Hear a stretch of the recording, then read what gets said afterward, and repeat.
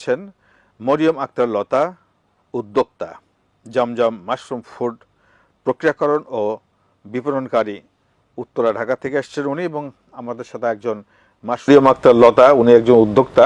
এই যে যত মাশরুম ওনারা যেগুলি দেয় সেগুলি আপনি আবার প্রসেস করেন। জি, এই প্রসেস করে কোথায় কি করেন এটা একটু যদি বলেন আমাদের কাছে।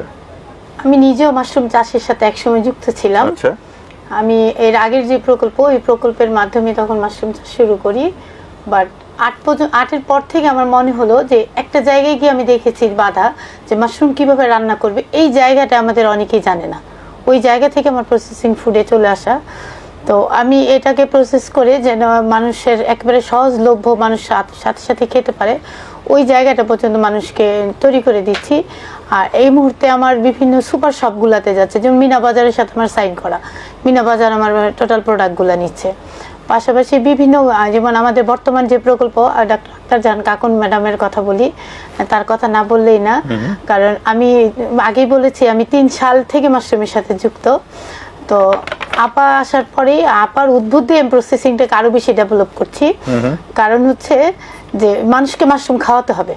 এই জায়গাটা ডোর টু ডোর যদি আমরা মাশরুমকে নিতে না পারি, তাহলে এই যে আমরা যত উদ্যোক্তা তৈরি করছি এই জায়গাটা আমাদের একটু গ্যাপ থেকে যায়।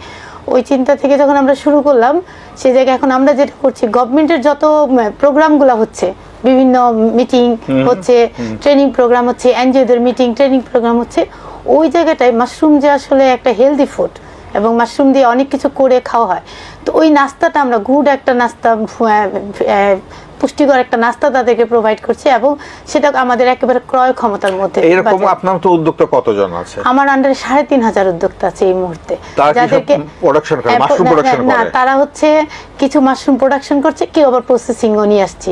আচ্ছা, মানে প্রসেসিংটা এইভাবে নিয়ে আসছি, কেউ হয়তো সিঙ্গারাটা ভালো বানাচ্ছে, তাকে আমি শুধু সিঙ্গারাটার মধ্যে রেখেছি, যে তুমি শুধু সিঙ্গারা বানাবা। কেউ হয়তো রোল বানাচ্ছে, তাকে আমি রোলটা বানাতে দিচ্ছি। কেউ টিকিয়া বানাচ্ছে, কাউকে টিকিয়া দিচ্ছি। মানে এরকম করে এক একজন নারীকে এক একটা কাজে আমি রেখেছি। এই প্রোডাকশনগুলো আমার জমজমের মাধ্যমে আমরা সারা ঢাকাতে এই মুহূর্তে এবং ঢাকার বাইরেও আমরা দিচ্ছি। খুব সুন্দর কথা। আমরা কিন্তু আরেকটা কাজ করছি, সেটা হচ্ছে এই প্রকল্পের আওতায় একটি ছাতাই হবে একটা উদ্যোক্তার আউটলেট।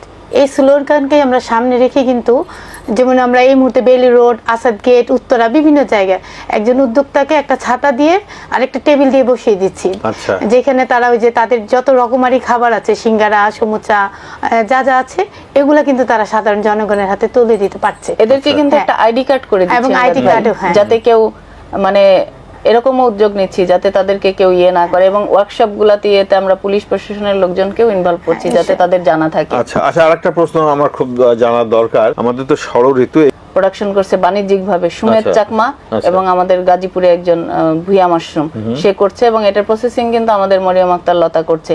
এটা দিয়ে জ্যাম, জেলি, উনি করতেছেন? জি, জ্যাম, জেলি, আচার, চাটনি, সস, ক্যান্ডি, এগুলো তো তৈরি করা যায়। এগুলি কি সবজি হিসেবে খাওয়া যায় না? সবজি হিসেবেও খাওয়া যায়। আচ্ছা, সবজি হিসেবে খাওয়া। রেগুলার মাশরুমটা খাচ্ছে, তখন তাকে আমরা উদ্বুদ্ধ করি যে আপনার যেহেতু বাড়িতে বারান্দা আছে কিনা জানার পরে যদি সে বলে হ্যাঁ আছে, তখন তাকে আমরা স্পনগুলা, রেডি স্পন, তারা রেডি স্পনটা তাকে আমরা দিয়ে আমাদের নিজস্ব লোক পাঠিয়ে দেই, কিভাবে কাটবে, কিভাবে পানি দেবে। এটাকে আমরা বলছি শৌখিন চাষি। যে শৌখিন চাষি, সে তার পুষ্টির চাহিদাটা যেন ঘরে বসে পূরণ করতে পারে। অলরেডি আমরা উত্তরাতে এটা একটা মডেল তৈরি করছি, অলরেডি আমরা করে ফেলেছি। এমদাদ ভাই, আরেকটু সাপ্লিমেন্ট করি যে এই প্রকল্পের আওতায় নগর কেন্দ্রিক আমাদের কিন্তু কার্যক্রম আছে। আমাদের যে মেট্রোপলিটন এরিয়াগুলো, মেট্রোপলিটন এরিয়াতে যারা সাতবাগানি, তারা কিন্তু শৌখিন চাষি, সেখানে কিন্তু আমরা প্রকল্প থেকে তাদেরকে একদিনের ট্রেনিং করাচ্ছি এবং ছোট্ট একটা মডেল র‍্যাক তৈরি করে এরকম কিন্তু সেখানে সাপোর্ট দিচ্ছি। আচ্ছা, গুড, এটা তো খুব ভালো কথা। তো এরকম এটা কি শুরু করেছেন এই কাজটা? এটা শুরু করেছি, আমাদের আগামী 4 তারিখ থেকে এটা স্টার্ট হবে আর কি। আচ্ছা, একটা কথা বলেন যে একটা স্পন, রেডি স্পন আমি কিনতে চাই, কেমন দাম পড়বে? 20 টাকা, 18 থেকে 20। গভর্নমেন্টের রেট 17 টাকা। 17 টাকা গভর্নমেন্টের রেট আমরা ধরলাম না, মনে করেন আমরা ব্যবসায়ীর কাছ থেকে নিতে চাই, 18 থেকে 20, 18 থেকে 20 টাকা, 20 টাকা পর্যন্তই। আচ্ছা, আমি যদি একটা স্পন 20 টাকা দিয়ে নিয়ে আসি, তাহলে আমি প্রতিদিন যদি 300 গ্রাম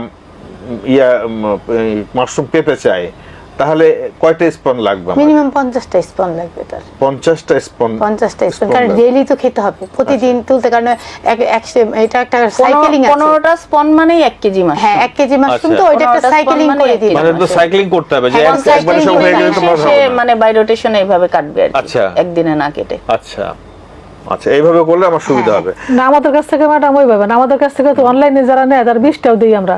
না ওই 10টাও ঠিক আছে, কিন্তু আমি যখন প্রতিদিন অনলাইনে 10টাও অর্ডার দেয়, সবচেয়ে 10টা মজার দিলে বিষয় আমরা হচ্ছে ইমদাদ ভাই, এইবার প্রকল্পের না, ধারাটা 5টা একটু ভিন্ন রকম। আমরা যেমন অতীতে যে কৃষি সম্প্রসারণ অধিদপ্তরের আওতায় প্রকল্পটা শুধু হর্টিকালচার উইং এর আওতায় এটা পরিচালিত হতো,